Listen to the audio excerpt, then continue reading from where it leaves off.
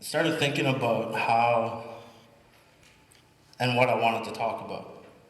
I was going to talk about building a legacy or leaving a legacy so that 20 years down the road, each and one of you could look back in your life and say that I was the one that did that, I was the one that made that happen, I was the one that took my life into my own hands.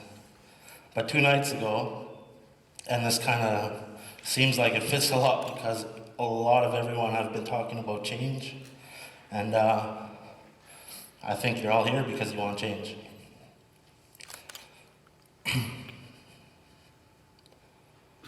Change is good. Why are we so scared of it? I think we all look back on our lives and our communities and we all want something. We all want to change. We all want to make our communities a better place. We all want to make our own lives a better place. And I think back at Velma and how she's helped me in high school. She helped me change my mind, how I wanted to think and make me feel like I wanted to do something with my life, and I did want to graduate. And to think back at that time where I wanted to give up, just like a lot of younger guys back then, and to do nothing. Every community has their downfalls, whether it's your local community, your Aboriginal community, or the North as a community as a whole. We all have those downfalls. We all want them to change. We all think that no matter what's going to happen, that no matter what we do, things are just going to stay the same. It's not. I'm living proof of it. And Shayla's living proof of it. James, Bobby, Joe, every one of you that are here right now because you're here. We think about change and we're scared of it, we're terrified of it, whatever it is, but change is the only constant. It's the only constant in life. It's always going to be that way no matter what you do, no matter what you say, or no matter what you want. Every minute, every hour, every month, and every year of your life, it's always going to be there. Change is a reality. Like I said, it's always going to be there.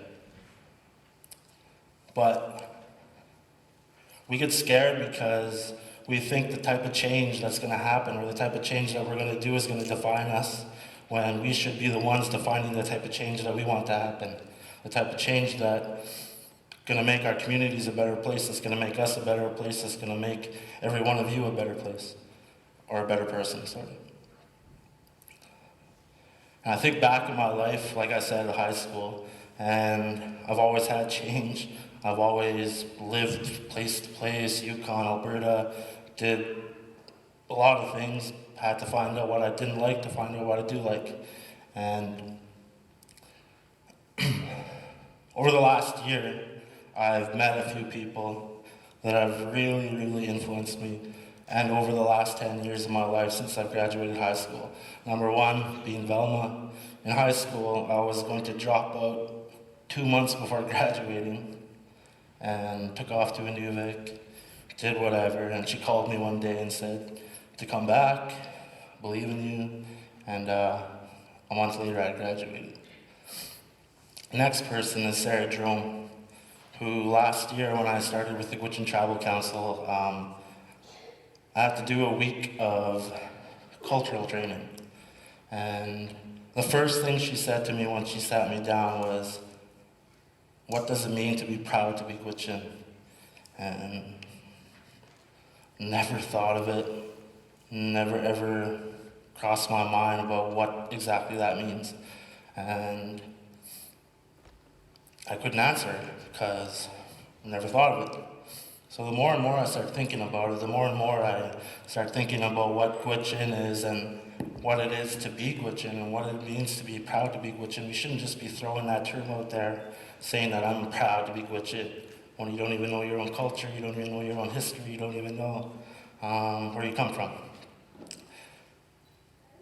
Like Velma said, that we can't build a foundation unless we know where we come from.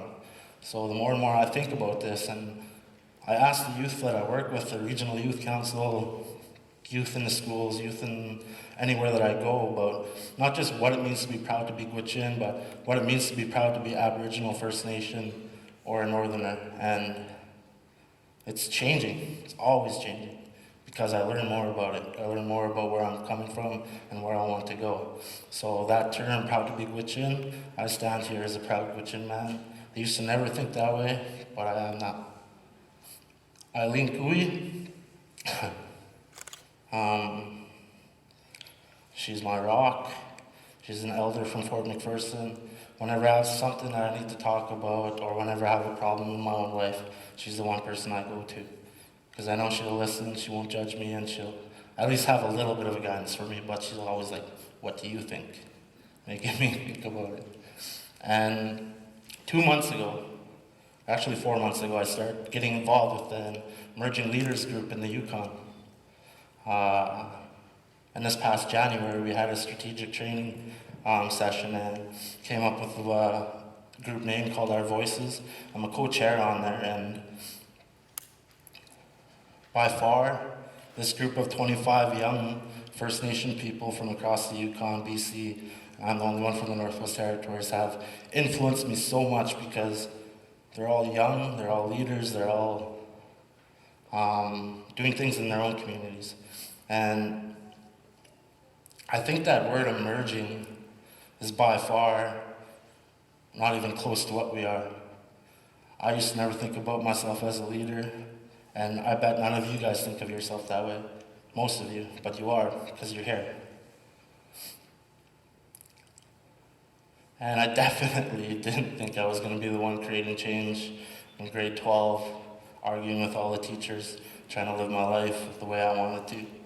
But, like I said, I'm here doing what I need to do. And we need to think differently in the North. We need to change the way we think. We need to change the way we live, and we need to specifically change the way we think about our culture, language, traditional practices, because we're at that brink, we're at that 12th hour thinking that everything's gonna be okay, but how many of you do you really know how to skin a caribou? How many of you really know how to tan a caribou hide or moose hide or set a fishnet? I don't, but at least I'm trying to learn, and I'm trying to inspire the next generation, the next mind, hopefully to be able to think that way also. And I may not be the one that's going to create change, but I like to think of a quote, I can't remember who said it, but I may not be the person to change the world, but I at least want to attempt to be the person to change the mind of the person that's going to change the world. So yeah, like I said, we need to change the way we think about our culture. James coming up here and doing his presentation goes a long way, knowing that a 23-year-old guy is traveling the Northwest Territories, spreading his culture. This change is good. No matter what you think, it's going to happen. So embrace it, love it, but create the change that you believe in. Thank you.